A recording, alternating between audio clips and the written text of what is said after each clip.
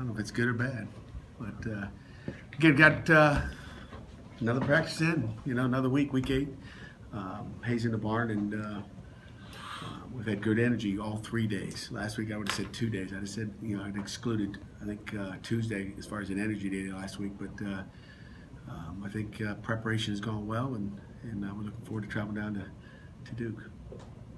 We talked to Sean yesterday, and he was talking about Coach Watson. Sean Narduzzi. Oh, okay. Sorry.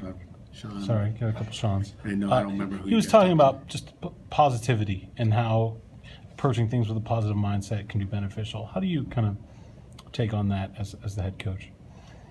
I've always been a positive guy. I mean, if you look at things in the day, is it half empty or half full? I mean, that philosophy is just, it is what it is, and you just got to keep going every day. We can't do anything if I just come in here and bury these guys.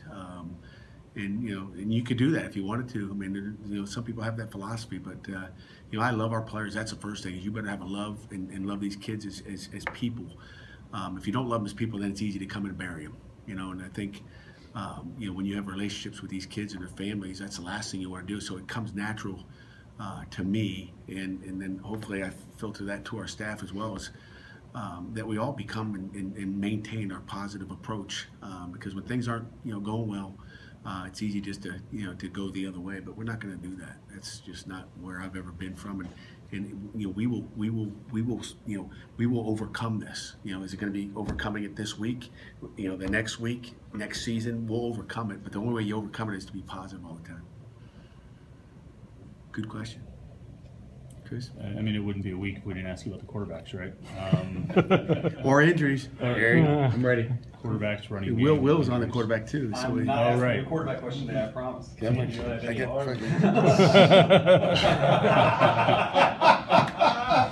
my boy higher. What you got?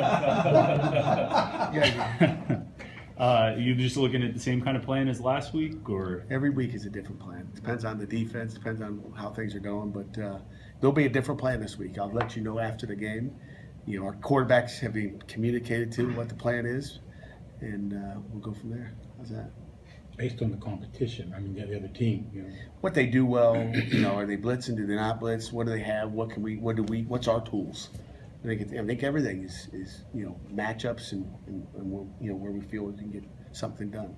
What are the biggest areas where you're seeing improvement from Ben as he keeps getting starts under his belt and keeps getting reps?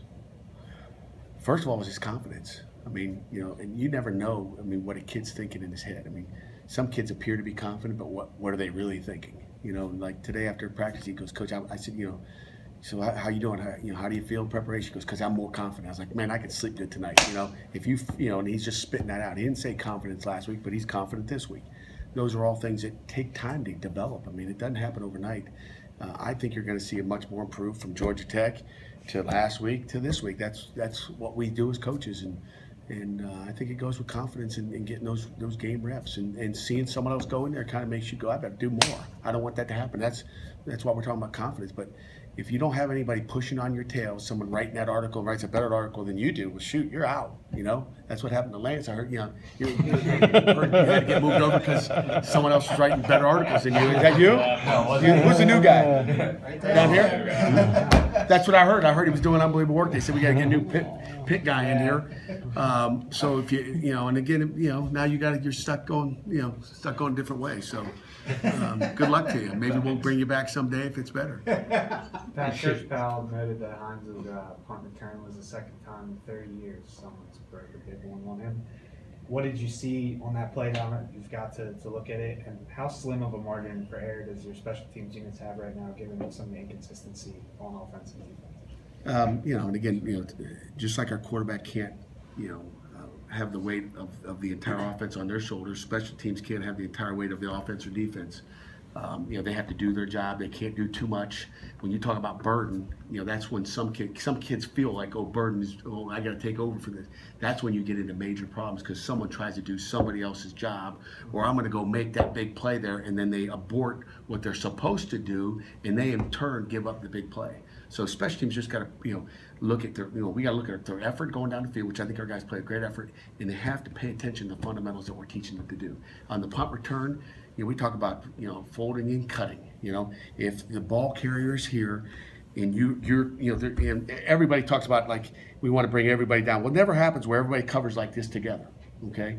And that'd be in a perfect world, okay? Because people get held up, they get held, they get flipped, twisted, and thrown to the ground. Stuff happens. You got to get up. So everybody comes down to different points. So if our gunners who didn't do a great job of winning, which means their jammers won, don't do a great job, which in the last few weeks that's happened, right? All of a sudden they block Rah, they block whoever the other gunner was on that play. I know Rah came from the field.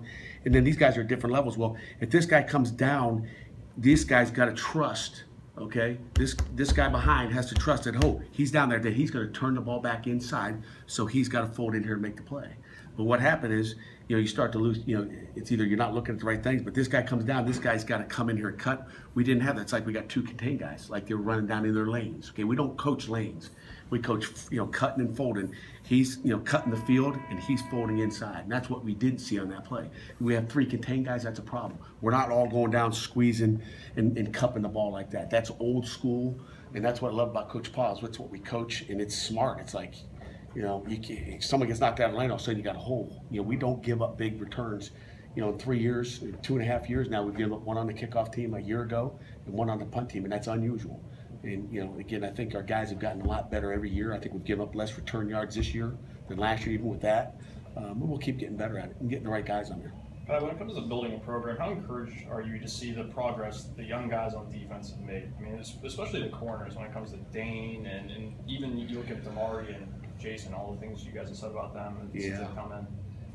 I'm happy with the quarter play.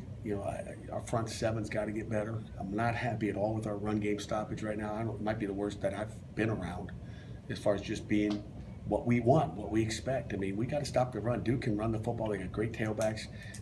They know what they're doing on offense. They scheme you up pretty good, and all they need to do is find a little lane for those little guys to get through. And I like what they do, what Duke does offensively, and we have to be in the right place at the right time, or you're going to be in trouble. They understand. They don't run so many formations and backfield sets and plays that they don't know if they do this, we're going to do this. I mean, they do some things that stress a defense, whether it's a zone read where the tailback cuts it back and the quarterback runs it out there. I mean, it's some good stuff because they know what they're doing.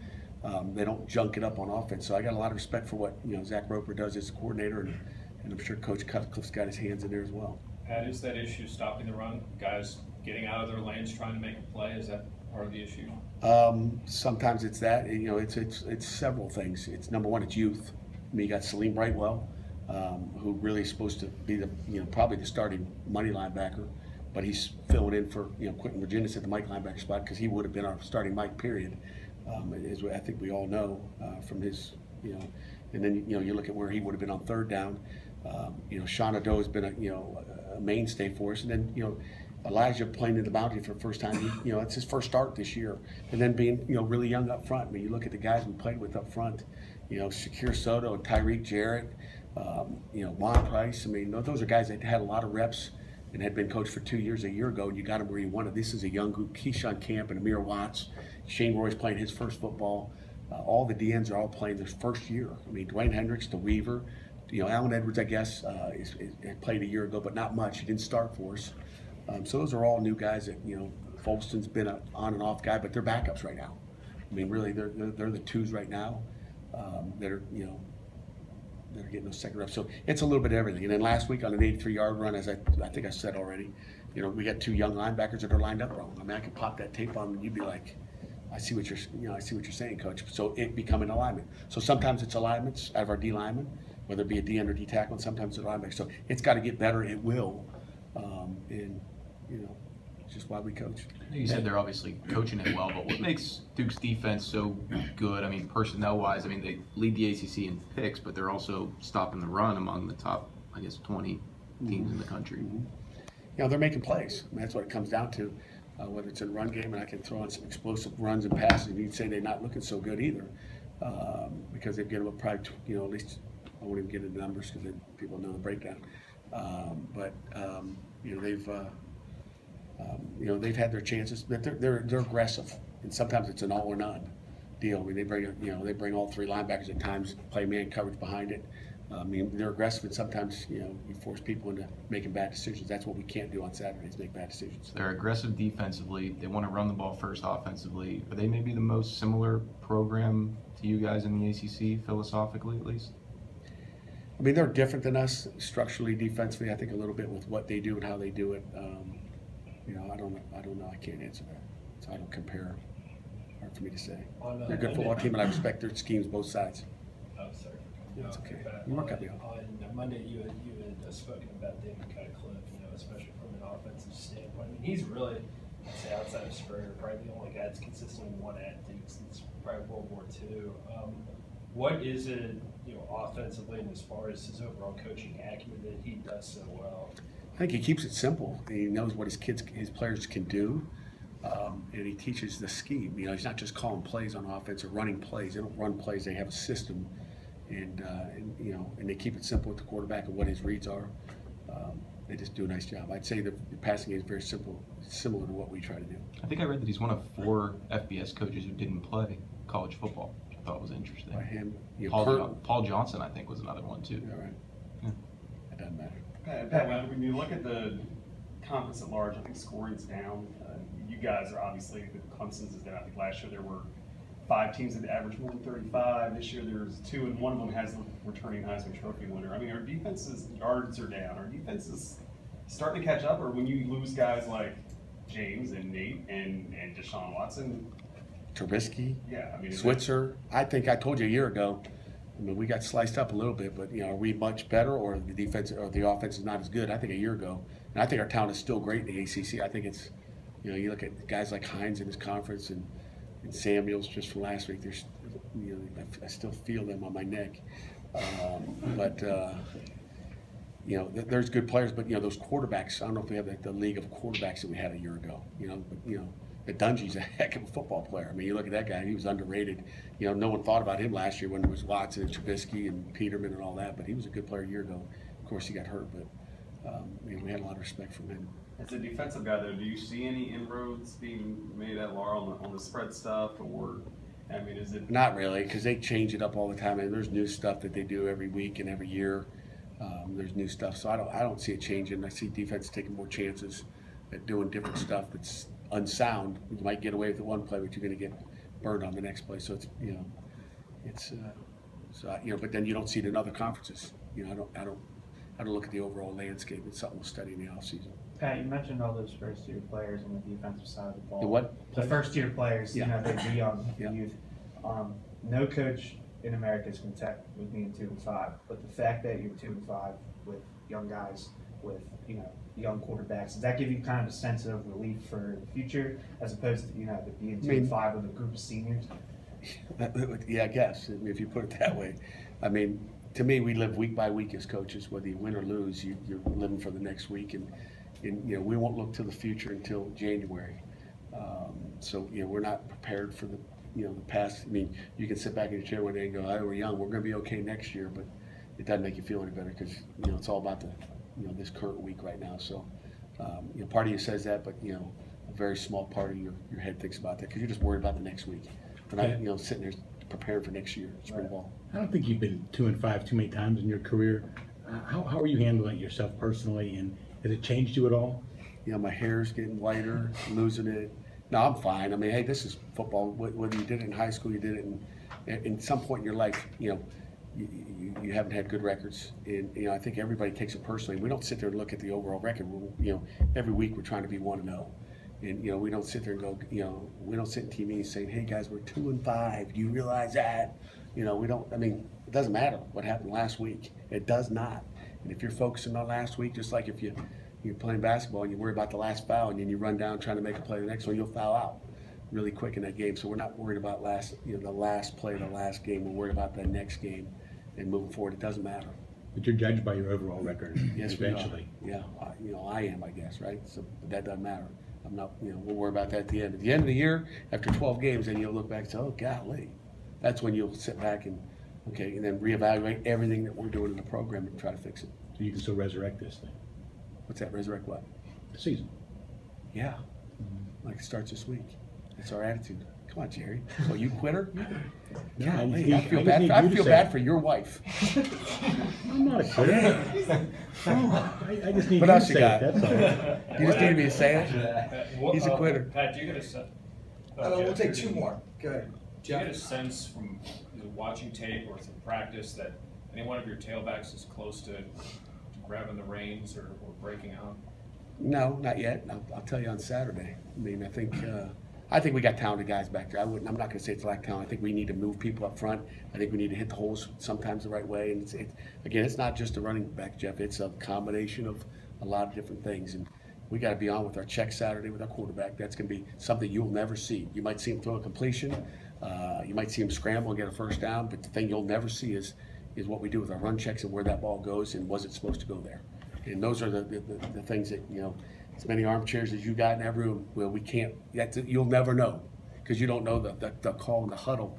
And it's so critical that we put our offense line in position to make that play. If they got 6 guys over here and they got 3 over here, where do you guys want to run it? At the 3. At the 3 guys, okay? But if they, have 5 and all of a sudden they run over here late, we got to get that, and how much time do you have on the clock? All those things matter. And so we got to put our linemen in, people look good when you're blocking only 3 guys as opposed to 6, and then you're going, what the heck happened? So we've got to, we got to get the thing going the right way, and then our tailback's got to go, and our offensive line got to pick some people up. Craig, you got the last one, buddy. We've talked about that, the 2-5 record, Pat. What's our record? You trying to remind me? You guys drive me crazy. That's a job, I guess. But Thank you. For you as a coach, what has been during this season? What's been the most frustrating aspect for you? I guess aside from Jerry. That's the best question you've asked all year. Not saying much, I guess. No, that's good. Most frustrating thing, every day, there's something to frustrate you as a coach. Whether it's an off the field issue, guys going to class. You guys, think it's just football over here. I'm sick and tired of telling guys not to miss class. How about that? From a football standpoint. Okay. From a football standpoint, and we don't, again, it's really 3% when I go back to the class thing. Our guys do a pretty good job, but we're on them. We have a lot of class checks going on because it's important to get your degree and there's a lot of money goes involved in that. But football-wise, just I guess, you can't put your finger on one thing. As soon as it's like I get spread out because I'm, trying to help the defense over here, and then all of a sudden offense and going. So then I go spend some time over there, and then I go spend time there, and then all of a sudden something over here. It's like, what are you guys doing over here? And you go back over here, and I'm like popping from room to room. I don't have a room I can hang out in. Last year I could spend a lot of time in the defensive room, and our offense was clicking and going. But that's probably the most frustrating time, is I feel like I'm getting pulled in my arms. My wingspan is longer right now than it was at the beginning of the year.